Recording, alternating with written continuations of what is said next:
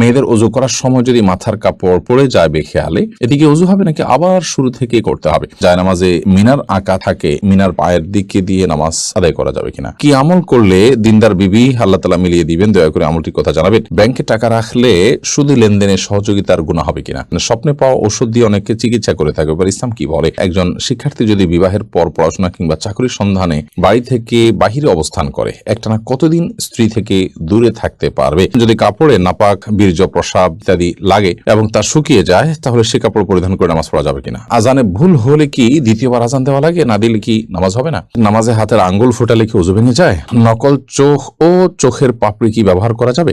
সময় ইসলাম আপনি লিখেছেন, ছাগলের বাচ্চাকে খাসি বানালে কি গুনাহ হবে? না, এর কারণে কোনো গুনাহ হবে না। এবং নবী আলাইহিস সালামের সময় আপনার পশুর মধ্যে এ ধরনের পরিবর্তন সাহাবায়ে কেরাম করেছেন, বিধায় এটা গুনাহের কোনো কারণ হবে না ইনশাআল্লাহ বিইذنিল্লাহ। উম্মে ফারহান আপনি লিখেছেন, নকল চোখ ও চোখের পাপড়ি কি ব্যবহার করা যাবে? না, এগুলো আল্লাহর সৃষ্টিতে পরিবর্তনে শামিল হবে এবং সাজগোজ শরঈ গণ্ডিতে থেকে যে করা যাবে এটা তার মধ্যে পড়ে না। এটা হলো একরকম আপনার লৌকিকতার বাইরেও, এটা হলো এক ধরনের মানুষকে ধোকায় ফেলে দেওয়া, যা বাস্তব নয় সেটা প্রকাশ করা। এরপরে মেহরুবা হক আপনি লিখেছেন, নামাজে হাতের আঙ্গুল ফোটালে কি ওযু ভেঙে যায়? নামাজে যদি হাতের আঙ্গুল ফোটানো হয় তাতে ওযু ভাঙবে না, সালাতও ভাঙবে না, কিন্তু এটা মাকরুহ হবে এবং সালাতকে ত্রুটিযুক্ত করবে। কারণ প্রথমত এমনিতে আঙ্গুল ফোটানো এটা ভালো কোনো বিষয় নয়। দ্বিতীয়ত সালাতের মধ্যে যেটা করবেন সেটা আপনার সালাতের যে খুদু আছে সে খুজুর খেলাফ হবে। যে পরিমাণ নীরবতার সাথে সালাত আদায় করা দরকার তার পরিপন্থী হবে, তাই সেটি করা উচিত হবে না। জাবের আমিন আপনি লিখেছেন, আজানে ভুল হলে কি দ্বিতীয়বার আজান দেওয়া লাগে? না দিলে কি নামাজ হবে না? আজানে যদি কোনো বাক্য ছুটে যায়, আজানের মধ্যেই থাকেন, সেটা দোহরাই নিতে পারেন। আর যদি আজানের পরে মনে হয় তাহলে সেক্ষেত্রে আজানটা পুনরায় দোহরাই নেবেন। আজান যদি দোহরানো ছাড়াও নামাজ পড়েন, নামাজ হয়ে যাবে, কিন্তু আজান দেওয়ার যে সওয়াব সেটা কিন্তু আর হলো না। এরপরে আলভির আইডি থেকে আপনি লিখেছেন, বিবাহের ক্ষেত্রে মেয়ের পরিবারের কাছে টাকা পাওনা থাকলে সে টাকা দেনমোহরের টাকা থেকে কাটা যাবে কিনা? বিবাহের ক্ষেত্রে যদি মেয়ের পরিবারের কাছে টাকা পাওনা থাকে তাহলে সেক্ষেত্রে সেটা দেনমোহর হিসেবে আপনি কাটবেন তখন যদি এটা মেয়ের কোনো অধিকার সেখানে জড়িত থাকে এবং মূলত মহারানাটা মেয়ের প্রাপ্য। মেয়ের পরিবারের কাছ থেকে বলতে মেয়ের বাবার কাছ থেকে আপনি পেয়ে থাকতে পারেন, তার ভাইয়ের কাছ থেকে পেয়ে থাকতে পারেন, সেটাকে কাটাকাটি করবেন মেয়ের সাথে, সেটা জায়েজ হবে না। মোহাম্মদ আব্দুর রাজ্জাক আপনি লিখেছেন, যদি কাপড়ে নাপাক, বীর্য, প্রস্রাব ইত্যাদি লাগে এবং তা শুকিয়ে যায়, তাহলে সে কাপড় পরিধান করে নামাজ পড়া যাবে কিনা? বীর্য যদি লাগে, সে বীর্যকে যদি শুকিয়ে যায় এবং শক্ত হয়ে যায়, সেটাকে খুঁচিয়ে যদি উঠে ফেলানো যায় তাহলে তাদের সালাত আদায় করা যাবে, যদিও কিছু আলামত তাও থেকে যেতে পারে। তারপর সেখানে সালাত আদায় করা যেতে পারে। বীর্য পবিত্র করার জন্য পানিতে পবিত্র করাই যাবে, আর এর বাইরে এরকম খুঁচিয়ে তুলে ফেলা এটাও বীর্য পবিত্র করার একটা পদ্ধতি। আর প্রস্রাব এবং এই জাতীয় নাপাক যেগুলো লাগে, যেগুলো খুঁচিয়ে ওঠার মতো নয়, সেগুলো লাগার পর ওই কাপড়কে ধুইতে হবে। ধোয়ার পর সেটি পাক হবে, যে জায়গা লেগেছে সেই জায়গাটুকু ধুলেই ইনশাআল্লাহ বিদিনাল্লাহ পাক হয়ে যাবে, অর্থাৎ নাপাকটা দূর করতে হবে। এরপর সেকান্দার বাদশাহ সবুজ আপনি লিখেছেন, একজন শিক্ষার্থী যদি বিবাহের পর পড়াশোনা কিংবা চাকরির সন্ধানে বাড়ি থেকে বাহিরে অবস্থান করে, একটানা কতদিন স্ত্রী থেকে দূরে থাকতে পারবে? এই বিষয়টি ভ্যারি করে যে তার স্ত্রী কতদিন পর্যন্ত নিজেকে নিয়ন্ত্রণ করতে পারবে, গুনাহ থেকে বেঁচে থাকতে পারবে, তিনি নিজে কতদিন গুনাহ থেকে বেঁচে থাকতে পারবেন সেটার উপরে। তিনি বা তার স্ত্রী যদি গুনাহে লিপ্ত হয়ে যান, এবং সেটা যে কোনো গুনাহে, সেটা মানে হস্তমৈথুনের গুনাহ হতে পারে, সেটা অন্য কোনো গুনাহ হতে পারে, তাহলে সেক্ষেত্রে ওই রকম পর্যায়ে মানে সে ততটা দূরত্বে থাকা বা ততটা বিরতিতে যাওয়া এটা জায়েজ হবে না। এটা ব্যক্তি উপর নির্ভর করে পরিবর্তিত হতে পারে, একজনের জন্য এক একটা। মৌলিকভাবে এটি আমাদের মাথায় রাখতে হবে যে আপনার স্বামী স্ত্রী একে অন্যের পাশাপাশি থাকাটাই উত্তম। দুনিয়াবী কোনো স্বার্থে কোনো প্রয়োজনে দীর্ঘমেয়াদে একে অন্য থেকে দূরে থাকাটা প্রশংসনীয় কাজ নয়। তবে উভয়ে যদি নিজেদেরকে ঠিক রাখতে পারেন তাহলে সেক্ষেত্রে উভয় স্ত্রীর সম্মতি ক্রমে এটি জায়েজ হতে পারে। হালিমা আপনি লিখেছেন, প্রসবের নাজুক সময়ে আমি নিয়ত করেছিলাম আমার স্বামীর সাথে কখনো ঝগড়া করব না, করলে 100 টাকা দান করব, কিন্তু সেই কথা আমি রাখতে পারছি না। মাঝে মধ্যে ঝগড়া করে ফেলি এবং আমার নিজের টাকাও নাই দান করার মতো। আমি যদি আমার স্বামীর কাছ থেকে নিয়ে দান করি এটা কি হবে? বা আমি যদি টাকা না দেই এতে কি আমার গুনাহ হবে?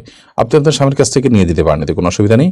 আর যদি আপনি টাকা না দেন তাহলে সেক্ষেত্রে আপনার যদি মানত হয়ে থাকে এটা যে আমি এটা হলে এটা করব, তাহলে আপনাকে এটা করতে হবে। প্রয়োজনে আপনি পরবর্তীতে করবেন, আস্তে আস্তে করবেন, এটা আপনাকে করে যেতে হবে। আপনি নিজে করলেও হবে, স্বামীর কাছে টাকা নিয়ে দিলেও হবে ইনশাআল্লাহ।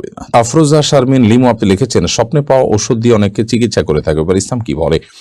দেখুন, স্বপ্নে কেউ ভালো কোনো কিছু পেলেন, ঔষধের মধ্যে রোগের প্রতিষেধক আছে এমন কিছু তিনি স্বপ্নে দেখলেন এবং সেই স্বপ্নকে সুধারণা করে আল্লাহর পক্ষ থেকে ইঙ্গিত মনে করে সেটার উপর আমল করলেন, হতে পারে এটা জায়েজ, কিন্তু এটাকে এই পর্যায়ে রাখতে হবে। যদি এটাকে নিশ্চিত এই রোগের ঔষধ হিসাবে মনে করা হয় এবং রীতিমতো আপনার স্বপ্নের পাওয়া ঔষধগুলোকে বরকতময় মনে করে আমাদের দেশে অনেক কুসংস্কার প্রচলিত আছে, সেগুলো কিন্তু জায়েজ হবে না। ধরুন স্বপ্নে পেয়েছেন আপনি একটা গাছ শরীরে ঝুলিয়ে রাখতে হবে, তাহলে শরীরে ঝুলালে তো কোনো রোগের শেফা হতে পারে না। কোন গাছের রসের মধ্যে কোনো রোগের উপকারিতা আজ যদি অভিজ্ঞতা দ্বারাও প্রমাণিত হয় সেটি স্বপ্নের পাশাপাশি, তাহলে সেটা হতে পারে একটা পর্যায় পর্যন্ত। বা অমুক আয়াত পড়ে আপনি ঝাড়ফুঁক করেছেন, আল্লাহ তাআলা আপনাকে শেফা দিয়েছেন, তো সেটা হতে পারে, এটা অভিজ্ঞতার আলোকে যদি প্রমাণিত হয়। কিন্তু আপনি গাছের একটা গুড়ি পেলেন, স্বপ্নে দেখলেন যে ওটা গায়ে ঝুলিয়ে রাখতে হবে, তাহলে রোগ ভালো হয়ে যাবে, এটা তো সেই জিনিসটার অলৌকিক ক্ষমতার বিশ্বাস, কারণ এখানে কোনো লৌকিক কোনো উপকারিতা সেখান থেকে গ্রহণ করার ব্যবস্থা বা উপায় থাকছে না, যার কারণে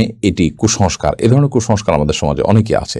এরপর একটা কথা জানতে হবে, তা হলো ইমানদারের স্বপ্ন বিভিন্ন সুসংবাদ বা দুঃসংবাদ ইমানদারকে সতর্ক করে থাকে, এটি যেমন সত্য, এবং ওহী বন্ধ হয়ে গেল ইমানদারদের সুসংবাদ বাহী স্বপ্নগুলো বাকি থাকবে, সেটি যেমন সত্য। সেই সাথে স্বপ্ন দিয়ে শরীয়তের কোনো কিছুই প্রমাণ হয় না, সেটিও কিন্তু আমাদের জেনে রাখতে হবে। বিধায় যদি কেউ স্বপ্নের মাধ্যমে এই জাতীয় কিছুকে প্রমাণ করতে চান, তাহলে সেটি ভুল হবে, যে এটাই করণীয়, এটা আল্লাহর পক্ষ থেকে নির্দেশিত এবং এটাকে চূড়ান্ত মনে করেন। কারণ আপনার স্বপ্নটা শয়তান দেখাতে পারে, আল্লাহ তাআলা দেখাতে পারেন, জল্পনা কল্পনা হতে পারে, অন্য কোনো আজগাস আহলাম হতে পারে। তো আপনি সেটাকে নিশ্চিতভাবে আল্লাহর তরফ থেকে পাওয়া স্বপ্ন হিসাবে মনে করে এটাকে আপনার রীতিমতো বাণিজ্যের একটা মাধ্যম বানিয়ে নেওয়া, সেটা মোটেও সঠিক নয়, যেটি আমাদের সমাজে অহরহ হয়। নোমান কানপুরি আইডি থেকে আপনি লিখেছেন, ব্যাংকে টাকা রাখলে শুধু লেনদেনে সহযোগিতার গুনাহ হবে কিনা। ব্যাংকে টাকা রাখতে আমরা বাধ্য আজকাল অনেকটা, কারণ আমরা নিজের বাসা বাড়িতে টাকা রাখা নানা কারণে সেফ না, তো সেফটির জন্য আপনি ব্যাংকে টাকা রাখতেই পারেন, কিন্তু ইসলামী ব্যাংকগুলোতে টাকা রাখতে হবে আপনাকে, সুদী ব্যাংকগুলোতে না রেখে। এর অন্যতম কারণ হলো সুদী ব্যাংকগুলোতে টাকা রাখা মানে হলো সুদের কারবারকে এক ধরনের প্রত্যক্ষ না হলেও পরোক্ষভাবে সহযোগিতা করা। পক্ষান্তর ইসলামী ব্যাংকগুলোতে টাকা রাখা মানে হলো আপনি সুদ যে হারাম সেটার বিরুদ্ধে যে ক্যাম্পেইন ইসলামী ব্যাংকগুলো করছে তার সাথে আপনি কিছুটা হলেও অংশগ্রহণ করা বা যোগ দেয়া। সেই জায়গা থেকে আপনি সুদী ব্যাংকেও যদি ইসলামী উইং থাকে আপনি সেখানে টাকা রাখতে পারেন, বা কোন ইসলামী ব্যাংক থাকে সেখানে আপনি টাকা রাখবেন। কিন্তু যদি বাধ্য হয়ে নিরুপায় হয়ে কেউ সুদী ব্যাংকে কোনো প্রকার লেনদেন করতে হয়, কোনো ফি জমা দিতে হয়, অথবা সেখানে কিছু টাকা রাখতে হয়, বা আপনার নিয়মিত লেনদেন করার প্রয়োজন হয় একান্ত, তাহলে সেক্ষেত্রে সেটা জায়েজ হতে পারে শুধুমাত্র নিরুপায় বা আপনার একান্ত বাধ্য সেই জায়গা থেকে, এবং এর কারণে সুদের প্রচার প্রতিষ্ঠার যে গুনাহ সেটা হবে না ইনশাআল্লাহ তাআলা। এমডি সবুজ আপনি লিখেছেন, কি আমল করলে দিনদার বিবি আল্লাহ তাআলা মিলিয়ে দিবেন, দয়া করে আমলটির কথা জানাবেন। নেককার স্ত্রী পাওয়ার জন্য নিজে নেককার হওয়ার চেষ্টা করবেন, নেককার মানুষদের সাথে উঠা বসা করবেন, সেরকম চেইন মেনটেন করবেন যারা নেককার, তাহলে তাদের মাধ্যমে আপনি নেককার স্ত্রীর সন্ধান পাবেন। সেই সাথে সূরা ফুরকানের ৭৪ নম্বর আয়াতে যে দোয়া আছে সেটি পাঠ করবেন, নিজের জীবন সঙ্গী যেন নেককার হয়। রব্বানা হাব লানা মিন আজওয়াজিনা ওয়া যুররিয়াতিনা কুররাতা আয়ুন। সাইদা আক্তার আপনি লিখেছেন, মেয়েদের ওযু করার সময় যদি মাথার কাপড় পড়ে যায় বেখেয়ালে, এদিকে ওযু হবে নাকি আবার শুরু থেকে করতে হবে? মেয়েদের মাথার কাপড় পড়ার কারণে ওযুর কোনো ক্ষতি হবে না, এবং ওযু অবস্থায় মাথা কাপড় থাকাও কোনো জরুরি বা আবশ্যক কোনো বিষয় নয়। বরং আমাদের মনে রাখতে হবে যে মেয়েদের ওযু করার সময় যখন তারা মুখ ধৌত করবেন, তখন তাদের তো চুলের গোড়া পর্যন্ত কানের লুতি পর্যন্ত পৌঁছাতে গিয়ে কাপড় ভিজে যেতে পারে, তখন বরং মাথার কাপড় খোলাটা অযৌক্তিক নয়, বিশেষ করে যখন কোনো মাহরাম পুরুষ তাকে দেখার কোনো আশঙ্কা না থাকবে। আর দ্বিতীয়ত, যখন তারা মাথা মাসে করবেন তখন যদিও মাথা কাপড় ফেলানো ছাড়া হাত ভিতর দিয়েও হতে পারে, তারপর অংশ মাথা কাপড় ফেললে খুব ভালোভাবে মাসা করা যায়, বিধায় মাথার কাপড় ফেললে ওযুর কোনো ক্ষতি হবে না, এর কারণে ওযুতে কোনো ত্রুটিও তৈরি হবে না। আমির হামজা আপনি লিখেছেন, জায়নামাজে মিনার আঁকা থাকে, মিনার পায়ের দিকে দিয়ে নামাজ আদায় করা যাবে কিনা। প্রথমত এই ধরনের আপনার মিনার গম্বুজ ইত্যাদি আঁকা থাকা জায়নামাজটা অ্যাভয়েড করতে পারলে ভালো। যদি সেটাতে বিভিন্ন কিছু আঁকা থাকে তাহলে এটার দিকে তাকে সালাত আদায় করতে গেলে আপনার মনোযোগ নষ্ট হবে, মনোযোগ ব্যাঘাত তৈরি হবে, সেই জন্য এটা না করা উচিত। যদি কোনো কারণে আপনার সেটার কোনো বিকল্প না থাকে তাহলে যাতে পায়ের নিচে না মানাতে হয় সেটা খেয়াল রাখবেন, কারণ মিনার হোক বা কাবা হোক, এটাকে আপনি পায়ের নিচে মানানোটা সম্মানজনক আচরণ হয় না তার সাথে, সেজন্য আপনি যথাসময় এটাকে মাথার দিকে রাখবেন এবং পায়ের নিচে যেন মানানো না হয় সেটাকে খেয়াল করবেন। মেহেদী হাসান আপনি লিখেছেন, নেকি ও সওয়াবের সওয়াব কি এক জিনিস? একই জিনিস। সওয়াব আরবিতে বলা হয়, নেকি সাধারণত উর্দু বা হিন্দিতে বলা হয়।